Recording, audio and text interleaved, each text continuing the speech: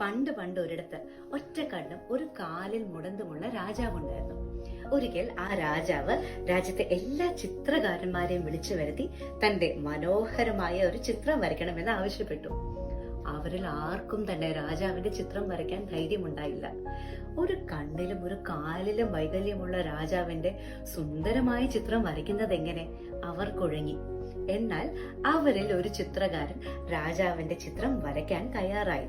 അയാൾ രാജാവിന്റെ അതിമനോഹരമായ ചിത്രം വരച്ചു. അത് കണ്ട് എല്ലാവരും അത്ഭുതപ്പെട്ടു. രാജാവ് നായാട്ടിനായി കാട്ടിൽ പോയപ്പോൾ ഒരു കാല് മടക്കി വെച്ചുകൊണ്ട് ഒരു കണ്ണടച്ച് ഉന്നം നോക്കിക്കൊണ്ടിരിക്കുന്ന ചിത്രമാണ് അയാൾ വരച്ചത്. ഈ ചിത്രകാരനെ പോലെ മറ്റുള്ളവരുടെ ദൗർബല്യങ്ങളിലേക്ക് മനസ്സ് കൊടുക്കാതെ അവരിലുള്ള നല്ല വശങ്ങളെ എടുത്തു കാണിക്കാൻ നമുക്ക് കഴിയണം. ഒരാളിൽ 1000 ശരിയുണ്ടെങ്കിലും അത് നമ്മൾ കാണില്ല. ഒരു തെറ്റുണ്ടെങ്കിൽ അത് മാത്രം കാണും. ഈ മനസ്സിനെ നമ്മൾ മാറ്റിയെടുക്കണം. ഈ ലോകത്ത് ഒന്നും തന്നെ പൂർണ്ണമായി നല്ലതോ ചീത്തയോ ഇല്ല. എത്ര ദുഷ്ടൻ എന്ന് പറയുന്ന വ്യക്തിയിലും എന്തെങ്കിലും ഒരു നന്മയുണ്ടാകും.